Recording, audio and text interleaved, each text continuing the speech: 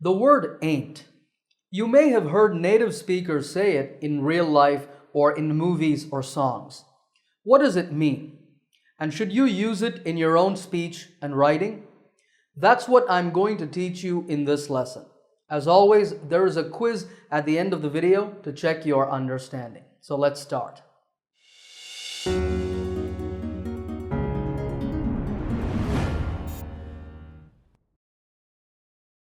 Alright, ain't is most commonly used in the place of three forms: am not, is not, and are not. Here's an example. You gotta believe me, I ain't lying. What does that mean? Well, it means the same thing as you have got to believe me, I am not lying. Here, ain't means am not. I want you to notice two other things in the first sentence. It has gotta, which is a contraction of got to, and the have is missing. It just says you gotta.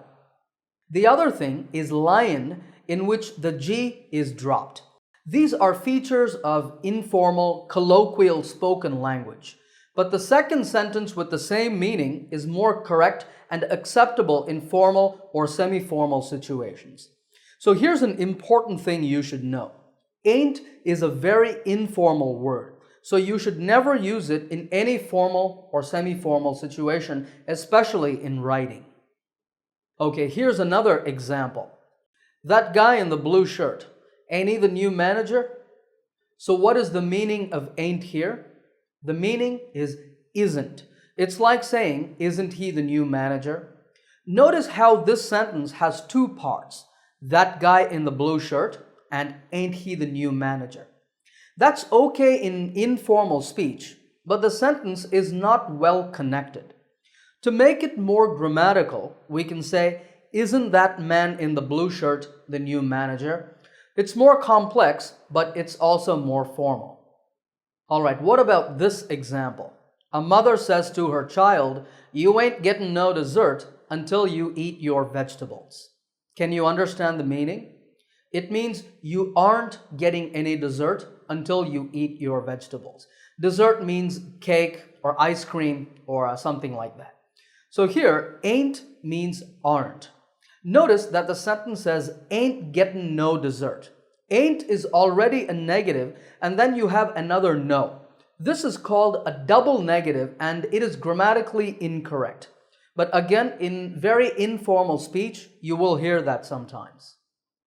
Now, we've talked about using ain't in the place of am not, is not, and are not.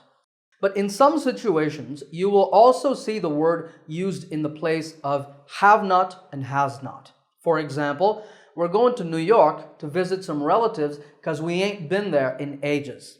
It means because we haven't been there in ages. In ages means for a long time. Here's another one. I loaned Jim $100 2 months ago and he ain't paid me back yet. What does ain't mean here? It means hasn't.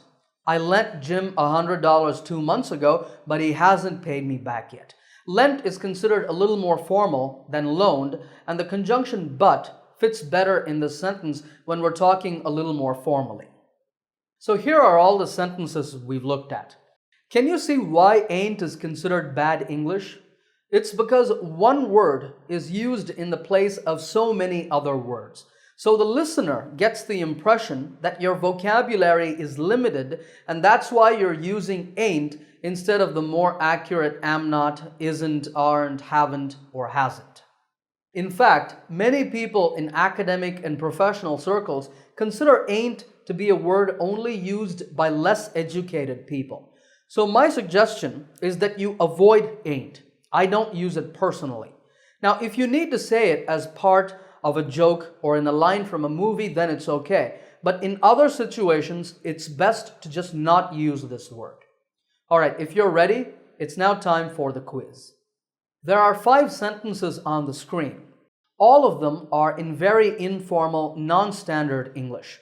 I want you to rewrite all of these sentences so that they are more formal and correct.